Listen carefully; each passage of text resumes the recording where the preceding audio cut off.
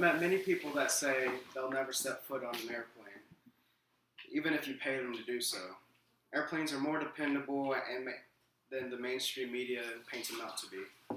Pilots are trained extensively and consistently are required to pass recurrent checks throughout their career. Airplanes are designed and engineered for years before production. Airplanes also go through routine maintenance checks that are heavily enforced. Ticket prices are very competitive against each other and against other modes of transportation. And throughout my own experience of pilot training through Middle Georgia State, I can tell you that I will never travel by car, train, or bus if I have the choice to do so, because airplanes are so perfect. Airplanes are the correct choice when you need to travel from city to city, state to state, and country to country, because of its speed, cost, and comfort. Safety for aviation around the world is the number one concern for every company, whether it's for leisure or business or commercial purposes. We'll begin with Jason Steele from the Point Guys, who stated out of 30 million flights in 2014, there were 21 accidents, which means you had a 0.00007 chance of being on board any of those 21 flights, which is much lower than 1%.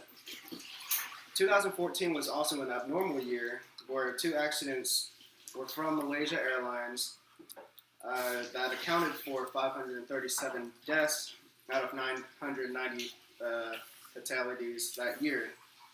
One accident was due to an act of war, and the other was a mystery that still remains to be unsolved. In the past 30 years, aviation fatalities has declined rapidly, as now we have 3 times passengers with 1.5 fatalities. Car-related fatalities holds the opposite reputation, however.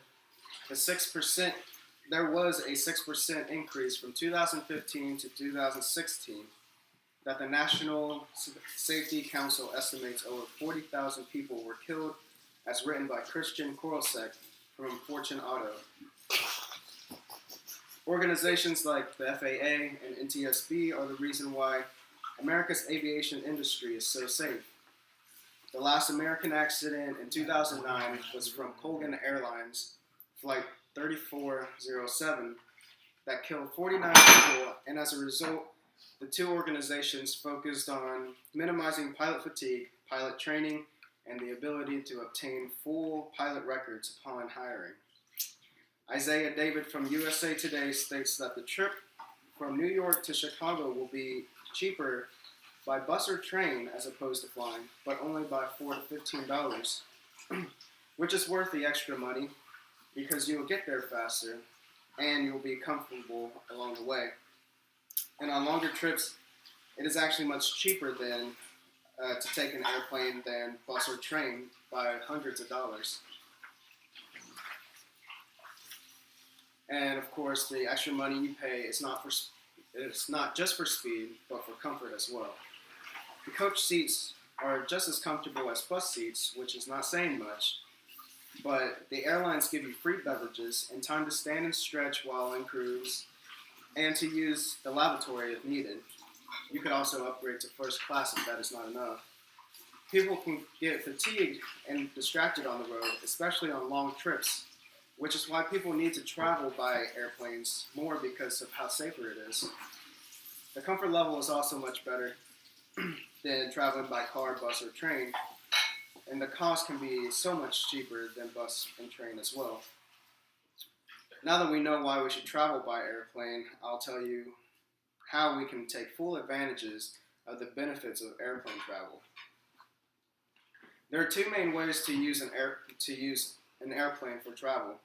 You can either go through an airline, or the most common route, or you can fly with a smaller charter company. To fly through the airlines, Elizabeth Smith from USA Today states you must first buy a ticket through a travel agency company that can be done online at home.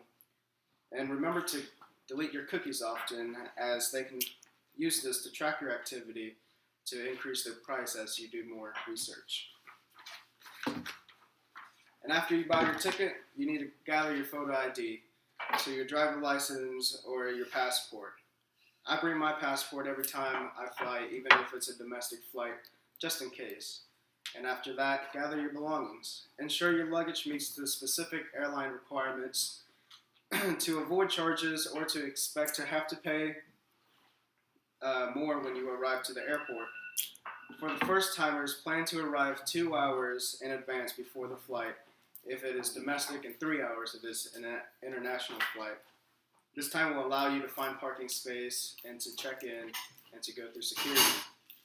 Once you're there, follow the signs, check in, go through security, get to your gate, and get ready as you only get on an airplane for the first time once. Flying through a smaller charter is much quicker and easier. The planes are smaller, but it's more convenient. The security is light, if any at all. The passenger traffic is also lighter than that of the airlines. Photo ID and baggage works the same way as if you were to fly through the airlines. I have explained to you how to travel through the use of airplanes, whether through charter companies or airlines, so now we can discuss the benefits and downsides to flying. There are many benefits to flying, but like anything, there are downsides because nothing can be 100% perfect. Airplanes go much faster than cars and can usually fly straight to the destination, making a 10-hour trip a 2-hour trip. In long car trips, we can get fatigued, and that can result in fatal accidents. So we can get on airplanes and make it easier on ourselves, and we can rest and we can spend more time at our destination. But many argue that accidents in aviation often results in total loss, which unfortunately is true. Another downside is that airplanes cannot carry everything you want to take on your trip. So you have to pay for extra space, or you have to leave stuff behind. And through this entire speech, I hope I have convinced you of why the airplane is the best way to travel, whether it is for business or leisure. I've met people throughout my life that promise me they will never step foot in an airplane, and that I'm crazy for thinking otherwise. The mainstream media does not inform you as to how effective and efficient the industry really is, and why it is the best option when you're planning to travel long distances.